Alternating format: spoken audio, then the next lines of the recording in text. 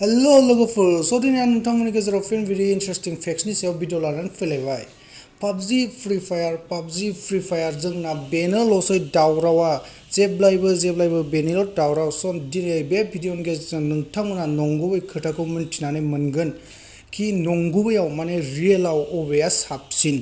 भिडिअखौ जोबजासिम नोंथांमोना नायलांबाय था। जों भिडिअखौ जागायनोसै। Fact number 5।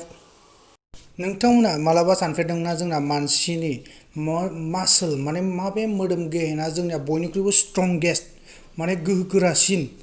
जों बयबो सानो जोंना बे मासल्स आखाइ बडि बेनि मोदोम गेहेन गिदिर बडि बेफोर जागोन, नाथाय बेफोर नङा लोगोफोर। जोंना बयनिख्रुइबो स्ट्रंगेस्ट मासल बा मोदोम गेहेना जाहैबाय जोंना सालाया जोंनि मानसिनि बयनिख्रुइबो बांसिन गोहोगोरा मोदोम माने मासल। Fact number 4। नोंथांमोना बे सावगारिखौ मोजाङै नाय।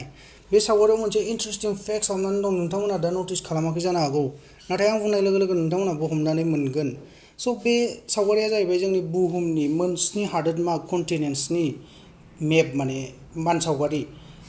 बेवहाय नोंथांमोना नायदो, जोंना बे मोनस्नि हादोरमानि जोंना बे लेटारा जिजों स्टार्ट जायो बे सेम लेटारजोंनो जोंना बे जोबहैयो।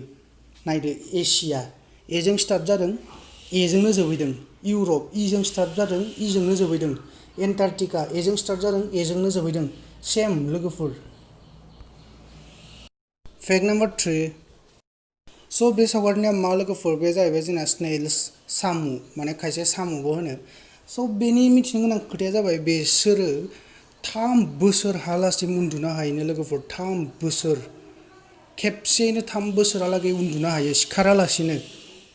नोंथांमोना जुदि आंनि चेनेलखौ दासिमबो साबस्क्राइब खालामाखैबा अननानै साबस्क्राइब खालामनानै ला आरो बेल आइकनखौ थुनानै ला। नोंथांमोननि सापर्टआ जोंनि थाखाय गोनांथार। Fact number 2। बे फेक्ट्सखौ खोन्थानायनि सिगां आं नोंथांमोननो मोनसे बाथ्रा बुंग्रोना लानोसै। आंना पाबजि गेलेना फ्रि फायार दे, आं निउट्रेल माने आं नंगुबै खोथाखौसो बुंगोन। नङाबा साननो हागौ ना फ्रि फायारखौ मोजां होनबा पाबजि गेलेग्राफ्रा साननो हागौ बेनि थाखाय बे बिदि बुंदों होननानै, आरो पाबजिखौ मोजां मोनबा फ्रि फायार गेलेग्राया साननो हागौ बे पाबजि गेलेयो बेनिखायनो बेखौ मोजां बुंदों होनना। बिदि जेबो नङा लोगोफोर।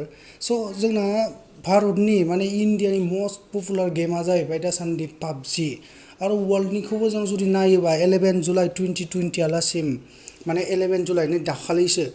बेसिमहालागै जोंनिया पाबजिया टपाव दंथ'यो। सेकेन्डआव दं जोंना कल अफ डिउटि, थार्डआव दं जोंना केन्डि क्रास, आरो थाङै जोंना 5th नम्बराव दं फ्रि फायारा।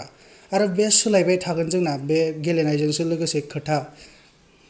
बे 11 जुलाइ 2020सिमनि रेकर्डखौ आं नोंथांमोननो खोन्थाबाय। दासान्दि पाबजिया नाम्बार 1 जानानै दंथ'यो वर्ल्ड मस्ट पपुलार गेमाव। Fact number 1। लोगोफोर, जोंना भारत हादरनि राजस्थान हादरसायाव पिपलान्ट्रि मुंनि मोनसे गामि दङ।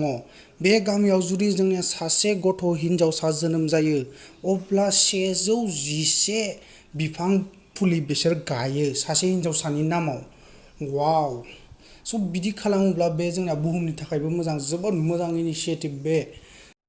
लोगोफोर, दिनैनि भिडिअखौ बेखिनियावनो दोनथ'नोसै। आरो नोंथांमोना भिडिअखौ मोजां मोनदोंब्ला प्लिज चेनेलखौ साबस्क्राइब खालाम आरो भिडिअखौ शेयार खालामनानै हो। आं नोंथांमोननि सेराव फिन बिदि भिडिअ लानानै फैफिनगोन। टिल देन टाटा बाय बाय लोगोफोर।